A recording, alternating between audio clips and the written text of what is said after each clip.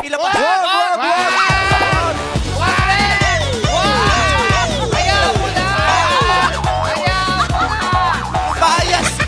Lumayas ka na ba sa mga espiritu? Idadamay mo pa itong studio.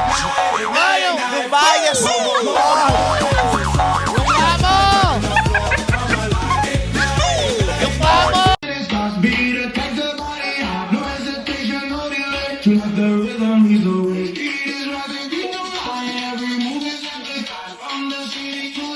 This is how I chase it up.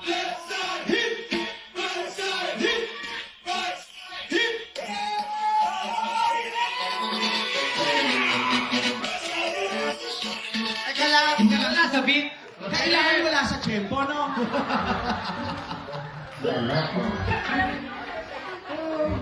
Tingnan mo, kahit yung buhok mo nagkatutsyang sa hirap ng mga step na ginawa mo, nagtayuan lahat, wala ka sa beat.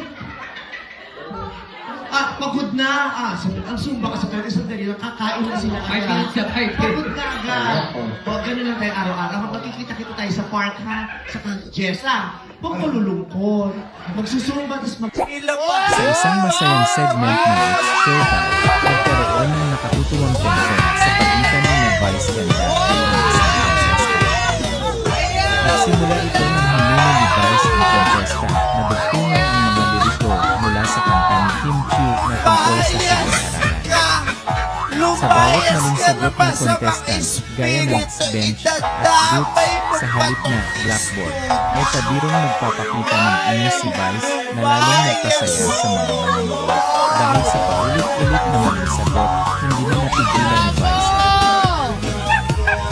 kanyang sarili at pabirong si pinalabas ang contestant sa stage. Sa gitna ng tawanan, humila ni Vice ang contestant patungo sa gilid ng studio habang sumisigaw ng layas bilang bahagi ng kanilang katuwaan.